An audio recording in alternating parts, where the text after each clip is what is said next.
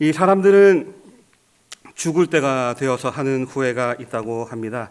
보편적으로 예수 믿지 않는 사람들은 하는 후회가 너무 앞만 보고 살았다, 이런 것들을 후회한다고 해요. 평생 살면서 좀 옆도 뒤도 좀 돌아볼 걸 그러지 못했고, 쉽게 이야기해서 출세 한번 해보려고 돈 좀 벌어보려고 남들보다 한 걸음 더 앞서가 보려고 그렇게 앞만 보고 달려온 것, 무슨 부귀영화를 누릴 거라고 가족과 시간을 좀 많이 가지지 못한 것들, 그런 것들이 인생 마지막에 와서 후회가 된다고 합니다. 예수 안 믿는 사람들은 그런 후회를 하고요. 예수 믿는 사람들은 저는 그럴 것 같습니다. 마지막 때가 되면은 조금 더 잘 예수 믿지 못한 것, 조금 더 잘 주와 교회를 위해서 섬기지 못한 것, 조금 더 헌신하지 못한 것, 아마 이런 것들이 인생 막바지에 대해서 후회되지 않을까 싶습니다. 어느 글을 읽다 보니까 지옥에 간 사람들은 이런 후회를 한다고 해요. 그때 누가 전도할 때 같이 교회 갈 걸, 그때 교회 같이 가자고 할 때 좀 못 이긴 척하면서 갈 걸, 이렇게 지옥이 있는 줄 알았으면 정말 예수 한번 잘 믿어볼 걸 나도, 그렇게 후회한다고 합니다. 그런데 사실 우리가 지옥에 가서 후회하는 것은 너무나 늦은 것입니다. 거기서는 기회도 없고요, 돌이킬 수도 없습니다. 이미 너무나 늦어도 늦어버렸다. 인생이 죽을 때가 되어서 임종 때 하는 후회는 죄송하지만 그때 가서는 돌이킬래야 돌이킬 기회가 없습니다. 청년부 여름 수련회, 지난 여름 수련회 때도 전했습니다. 예수님이 재림하시는데, 예수님이 이 땅에 오실 때는 오셔서는 더 이상 표적을 일으키시지 않는다. 예수님이 이 땅에 있을 때 표적을 일으키신 것은 철저한 계획과 의도가 있고, 그 표적을 통해서 믿지 않는 자들이 이 표적을 보고 예수를 믿도록, 이 표적을 통해서 예수 믿고 예수로 생명을 얻기 위해서 표적을 행하신 거다. 그때 그래서 물로 포도주를 만드시고 병자를 고치신 것이지, 마지막 날에 예수님이 재림, 이 땅에 내려오시면은 그때는 표적 안 보여주신다. 그때는 죽은 자 안 일으킨다. 그때는 구원자로 오시는 것이 아니라 심판주로 오신다라고 청년들에게 전했습니다. 그래서 살아있을 때 예수 잘 믿어야 된다. 그리고 지금 이 땅에서 죽은 자를 일으킨다고 해도 그 사람이 예수가 아니다. 그렇게 저는 여름에 전했던 적이 있습니다. 우리는 혹시 후회될 일이 있다면 늦기 전에 우리는 돌이켜야 되고요, 늦기 전에 바로 잡아야 됩니다. 그래서 오늘 설교 제목은 바로 늦기 전이라고 저는 정했습니다. 오늘 본문 말씀을 1절 보면은 수치를 모르는 백성아 모일지어다 모일지어다. 이스라엘 백성을 향해서 그렇게 말씀을 합니다. 그러면서 2절 말씀을 보면은 명령이 시행되어 날이 겨같이 지나가기 전, 여호와의 진노가 너희에게 내리기 전, 여호와의 분노의 날이 너희에게 이르기 전에 그러할지어다 라고 말씀을 합니다. 방금 이 2절에 보면은 전, before, 전이라는 말이 3번 나옵니다. 아직 기회 있을 때 해라는 거예요. 더 늦기 전에 해라는 것입니다. 하나님은 지금 모이라고 이스라엘 백성에게 이야기하시는데, 하나님을 떠났던 백성들, 주 앞에 지금 모일 것을 이야기하는데, 이스라엘 백성들 늦기 전에 아직 그래도 기회가 있을 때에 하나님께서는 하나님께로 돌아오라고 말씀하시고 있는 것입니다. 우리는 아직 기회가 있습니다. 아직 개인적인 종말, 임종 때가 우리에게 온 것도 아니고요, 아직 우리는 살아갈 날이 그래도 많이 있는 사람들입니다. 어떤 상황, 어떤 형편, 어떤 경우에라도 우리는 잘못된 것이 있으면 돌이킬 기회, 바로 잡을 기회, 새로워질 기회, 이런 기회가 우리에게는 아직은 있다라는 것입니다. 따라서 늦기 전에 우리가 해야 할 일들, 특별히 말씀 중심으로 몇 가지 살펴볼까 합니다. 첫 번째, 저를 한번 따라해 보시겠습니까? 우리는 늦기 전에 회개해야 합니다. 본문 1절 말씀에 수치를 모르는 백성아 라고 말씀을 시작합니다. 죄를 졌는데 이게 죄인지 모르는 거예요. 죄를 지어도 부끄러운지 모르는 겁니다. 우리가 하나님 앞에서 얼마나 못된 사람으로 살아가면 수치를 모르는 사람이라고 표현을 하겠습니까? 예를 들어서 깡패 같은 경우는 자기들이 어디 가서 무슨 못된 짓 한 것들 그들끼리 모이면은 그걸 떠버리며 자랑한다고 합니다. 이스라엘 백성들 상황이 그렇다 할 수 있습니다. 죄를 이스라엘 백성들이 범하고 반복해서 죄를 짓는데 그게 죄인지를 인지를 못합니다. 죄를 지어놓고도 그들은 늘 죄 지은 것을 오히려 당연한 것처럼 어쩌면 자랑하는 어깨 으쓱하는 그런 모습을 유추할 수가 있습니다. 요즘 유튜브 가운데 술 마시는 그런 술방이라고 하나요? 유튜브 그런 걸 보면은 술을 많이 먹고 끝까지 이 멤버 중에 화장실 안 가는 거를 되게 자부심으로 여기는 뭐 그런 것도 있습니다. 또 어느 채널에서는 나는 동성애자입니다. 그게 무슨 자랑이라고 공개적으로 이야기하냐 이거죠. 뭐 여러 명이랑 싸워서 내가 이겼다 그런 싸움 후일담들 그 싸웠으면은 부끄러운 줄 알아야 하는데 이렇게 내가 해서 이겨버렸어. 내가 다 그냥 말로 그냥 조졌어. 뭐 그런 것들. 너무 심한 표현이 했나요? 죄송합니다. 그 본인이 반성해도 모자랄 마당에 무슨 그렇게 싸운 게 자랑이라고 무슨 그 사람을 제압한 것이 자랑이라고 본인 성격 안 좋은 거 오히려 자기 얼굴에 침 뱉기 아니겠습니까? 세상 사람만 그런 것이 아닙니다. 우리도 그래요. 우리도 하나님 앞에 사람 앞에 정직하지 못하고 이 사람 나와 잘 맞지 않기 때문에 미워하고 죄짓고 저울 2개 이렇게 사용하면서 속이면서 이거 뭐 관행이야. 당연히 이렇게 하는 거야. 죄인 줄도 모르고 부끄럽게 느끼지도 못하고 교회에서는 지금 노출된 모습만 잘 포장하면 되니까 거룩한 척하고 나는 돌이키지 아니하고 따라서 주님은 지금 우리들에게 말씀을 하십니다. 수치를 모르는 백성아 모일지어다 모일지어다. 부끄러움을 모르는 백성아 모여라. 수치를 모르는 백성이 모이라는 말은 그냥 단순히 모이라는 것이 아니라 모여서 회개하라라는 것입니다. 그러면서 언제 그런 회개하느냐? 바로 더 늦기 전에 하나님의 심판의 시간이 다 지나가고 나기 전에 아직 기회가 있을 때에 우리에게 호흡이 있을 때에 내 생각이 아직은 정신이 또렷할 때에 너희는 죄가 생각나면은 죄를 하나님 앞에 자백하고 회개하라는 것입니다. 이 자리에 있는 우리가 큰 질병이었던 코로나 이후 코로나 전과 후로 나뉜다고 하죠. 그 코로나 이후에 예배에 대해서 그 코로나 이전보다 분명 마음이 대동소이하게 약해진 것 우리는 생각하고 인지해야 하고 회개해야 합니다. 그리고 이런저런 핑계를 대면서 많은 부분에서 손 놓고 그리고 그런 것도 당연하다라고 생각하는 것 우리는 회개해야 됩니다. 세상 사람들처럼 아무런 차이가 우리는 없습니다.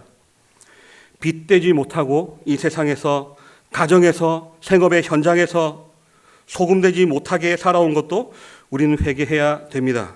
세상 사람들이랑 오늘 나랑 차이는 이 달력으로 보면 일요일, 주일날 교회 가고 교회 안 가고 차이 말고는 큰 차이가 솔직히 없습니다.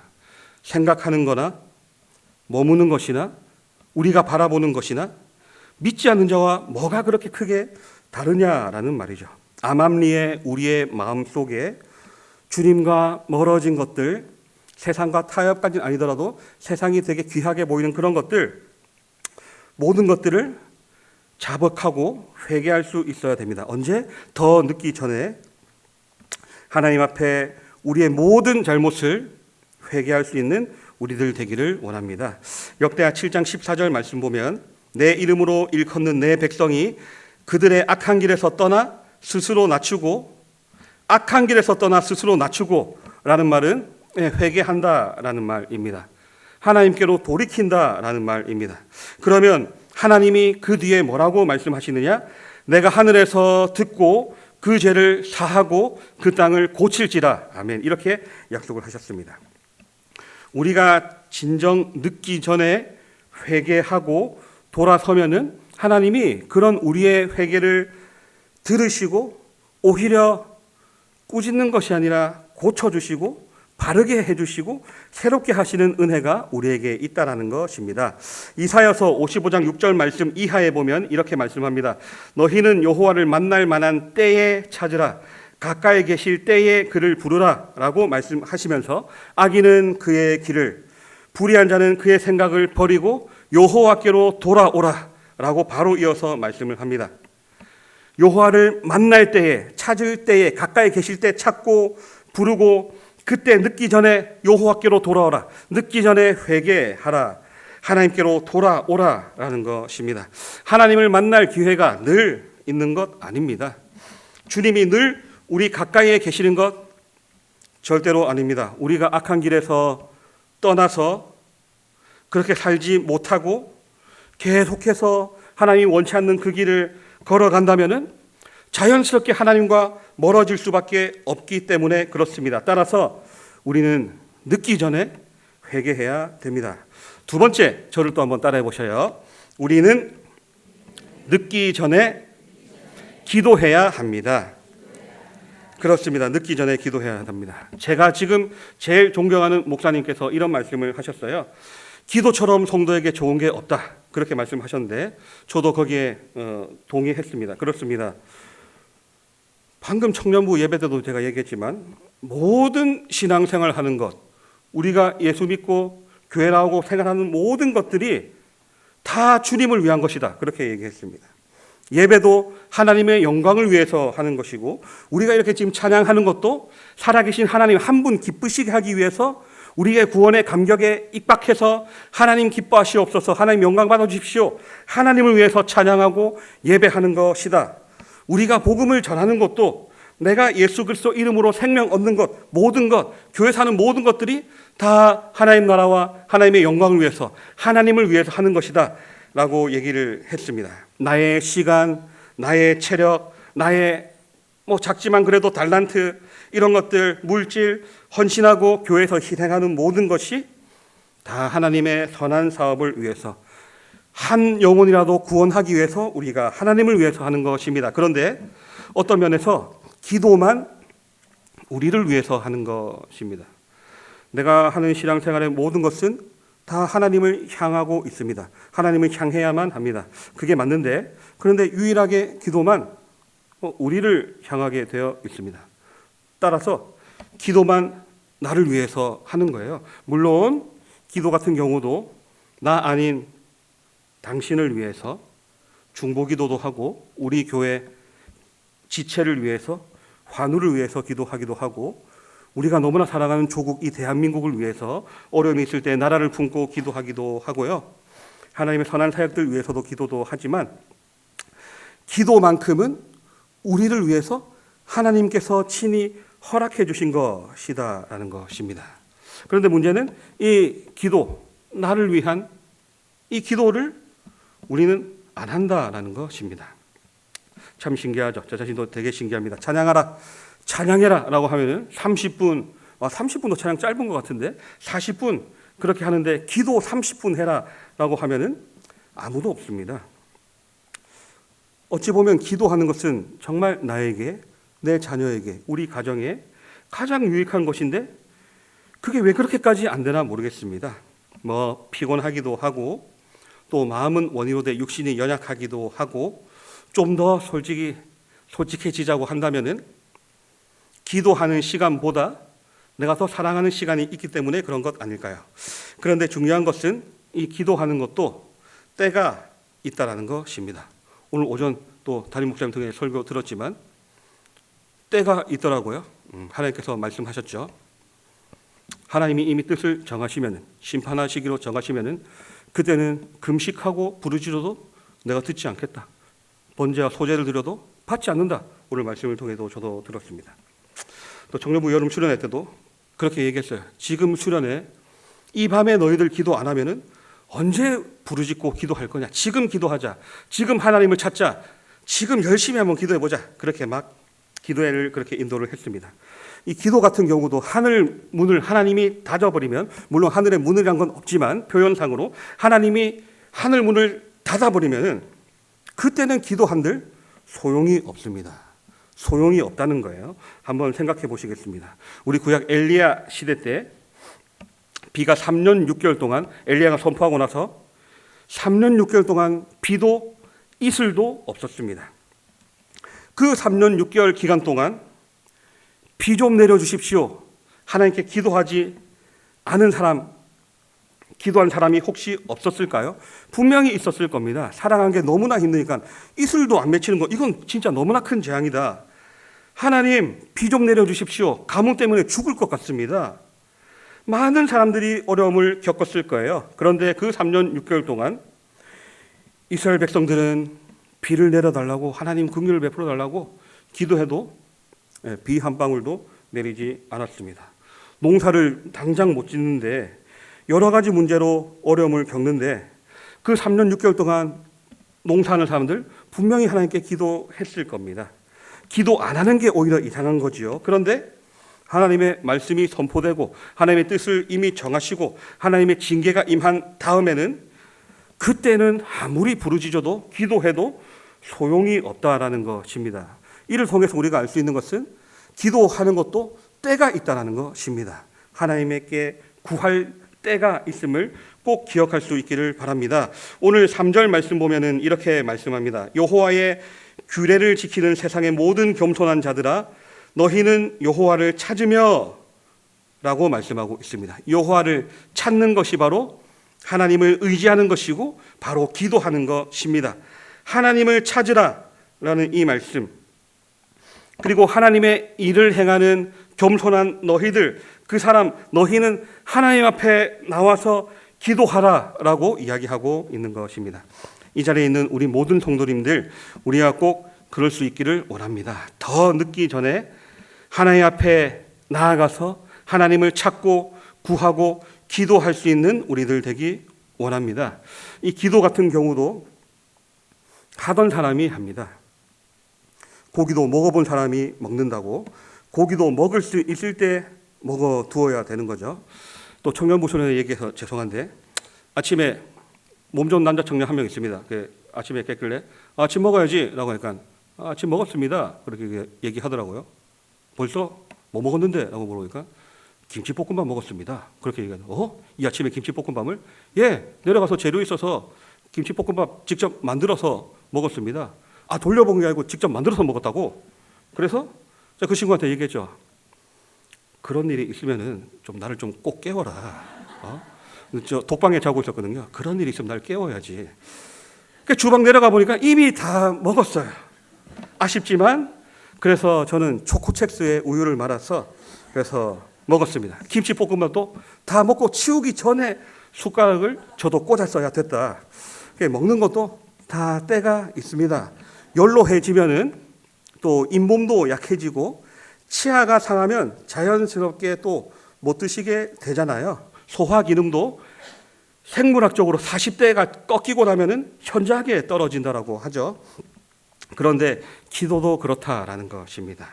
기도도 때가 있다라는 것이고요. 기도도 점점 안 하는 사람은 나중에 본인 입의 기도의 문도 닫히고요. 입의 문도 다 닫히는 모습. 그로 인해서 하나님 나라의 응답의 문도 닫히는 모습을 볼 수가 있습니다. 우리가 잘 아는 사건이 있습니다. 엑스더 성경 말씀을 보면은 이스라엘, 이 하만이라는 사람이 계략으로 인해서 이스라엘 온 백성이 진멸당할 상황이 되었습니다. 그야말로 씨도 안 남기고 다 이스라엘 백성들은 죽게 생겼습니다. 그것을 안 모르드게가 엑스더에게 이야기하죠. 왕에게 나아가서 이스라엘 이 민족이 멸망당하지 않도록 얘기해라. 그때 엑스더가 그 모르드게의 말을 듣고 내가 죽으면 죽겠습니다 이렇게 이야기하고, 쉽게 이야기해서 성경 보면은 3일 동안 이 엑스더는 금식 기도한 이후에 왕 앞에 나아가서 이스라엘 전체를 구원하는 모습을 성경을 통해 우리는 볼 수가 있습니다. 만약에 엑스더가 혹 민기적 거렸다든지 지금 상황이 저도 왕이 부르기 전에 제가 먼저 나가면 저도 죽습니다. 어떤 왕인지 아시지 않습니까? 그 왕의 규를 내밀지 않고 내가 먼저 왕을 찾아간다? 바로 저는 그냥 참수당합니다. 한번 타이밍 보죠. 한번 잡아보겠습니다.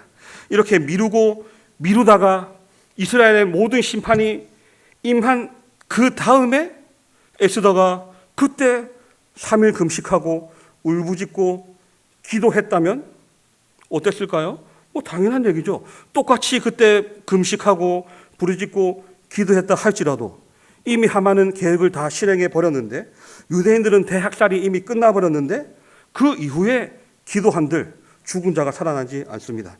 하만의 계략이 아직은 그래도 시행되기 전에 기도했기 때문에 그 기도가 은혜가 있었고요, 하나님의 놀라운 축복이 그 이스라엘 땅에 임할 수 있었다라는 것입니다. 우리가 나 자신을 위해서 기도하고, 가정을 위해서 기도하고, 자녀를 위해서 기도하고, 교회를 위해서 기도하든지 뭐든지 이 기도해야 할 때가 있다고 봅니다. 위기 때에 기도를 해야 된다는 것입니다. 괜찮아, 다른 집도 그래, 우리 집만 그런 거 아니야? 그런 식으로 괜찮아. 문제를 인지하지 못하고 하나님을 찾지 않는다면, 기도하지 않는다면, 이미 기회가 다 지나간 다음에, 이미 망해버린 다음에, 늦은 다음에 드리는 기도는 그걸 경험하기 전에 드린 기도와는 비교할 수 없을 정도로 정말 볼품없고 소용없는 것이 될 수 있다는 것입니다. 따라서 기도도 늦기 전에 우리가 입을 열어서 예수 이름 붙잡고 하나님을 정말 믿으면서 기도해야 하는 것입니다. 마지막으로 우리는 늦기 전에 말씀을 지켜야 합니다.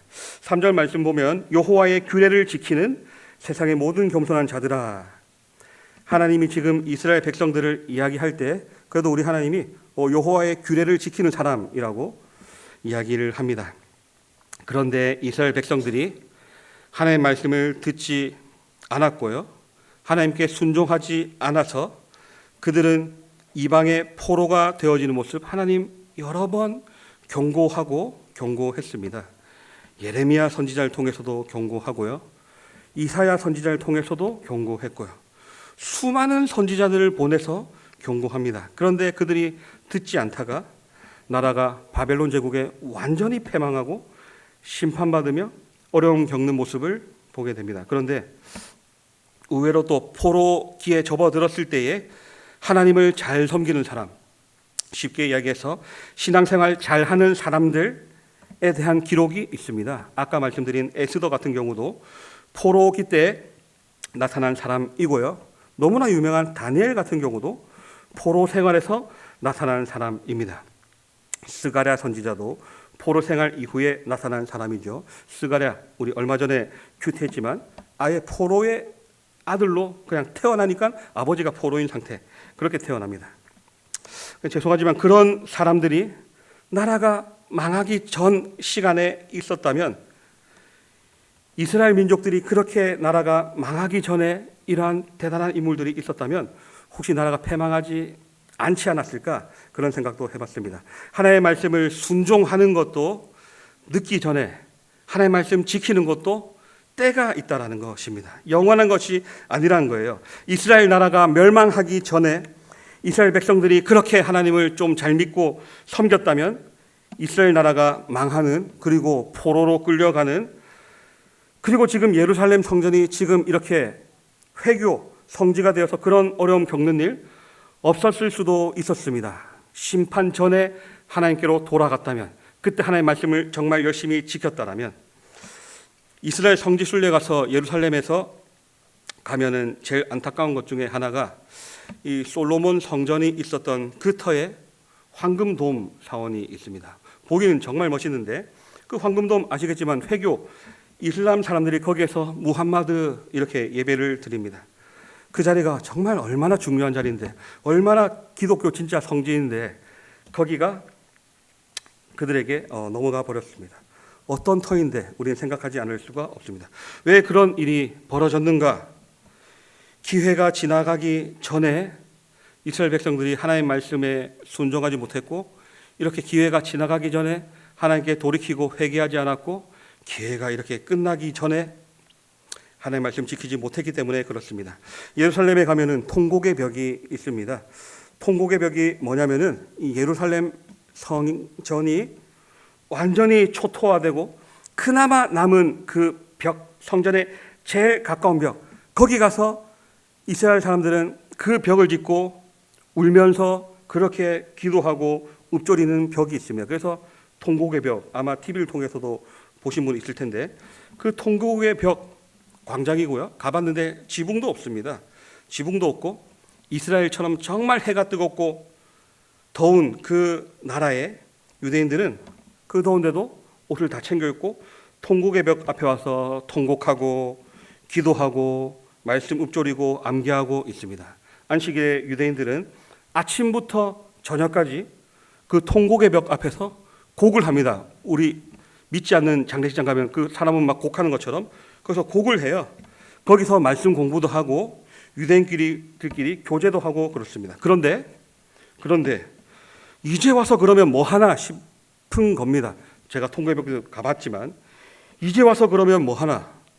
진작에 그랬으면은, 진작에 하나님 말씀 잘 지키고 하나님 말씀 안에서 서로 교제하고 그렇게 잘 하나님 형상대로 잘 살았다면은 그런 통곡할 일도 없었을 텐데, 성전이 무너지고 심판이 임하기 전에 그렇게 가슴을 치고 자신의 죄를 자백하고 회개하며 살았더라면 그런 일이 없었을 텐데, 유대인들이 그리스도 예수를 죽이고 끝까지 순종 안 하고 버티다가 이제 와서 아무리 거기서 통곡하고 곡을 하고 한들 기회는 지나갔다라는 것입니다.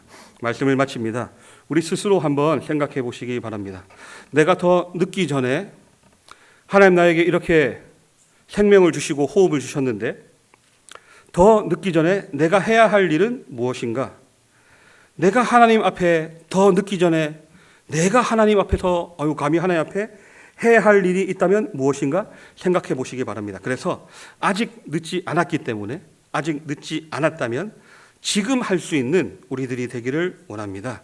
수치를 모르는 시대, 수치를 모르는 사람들, 그날이 도적같이 임할 텐데 그때 재림하신 예수님 보고 그때 예수님 믿을래요? 늦었습니다. 늦었어요. 개인적 종말이 임한다면 태어날 때는 순서가 있는데 주님이 부르시는 것은 순서가 없습니다. 나중에 정말 기회가 다 지나가 버려서 전이 아니라 하나님의 심판이 임한 후가 되어져 버려서 혹 그때까지 미루다가 하나님이 우리를 떠나간 후가 되어져 버리고 하나님의 징계가 임한 후가 시간적으로 되어져 버리면 그때는 우리가 회개를 해도 하나님 듣지 않으시고요. 무엇을 해도 소용이 없습니다. 그때는 기도도 믿음도 안 됩니다. 아직까지 하나님의 진노가 임하기 전, 더 늦기 전에 우리가 해야 할 일은 바로 회개하는 것이고 하나님께 기도하는 것이며 하나님의 말씀 한 구절이라도 내 삶 가운데 실천하면서 살아가야 되는 것입니다. 이 말씀 내 마음과 내 상황과 너무나 배치되지만 쉽지 않습니다. 결코 쉽지 않은데 내가 하나님의 말씀 지키면서 살아보겠습니다. 그럼 몸부림도 쳐야 됩니다. 어렵기 때문에 기도하는 겁니다. 기도하면서 그렇게 살아가는 우리들이 되기를, 진짜 기별 없이 갑자기 찾아온 마지막 그 끝자락에서 후회 없는 그리스도인들, 우리 인생들이 되시기를 주님의 이름으로 축원드립니다. 기도하겠습니다.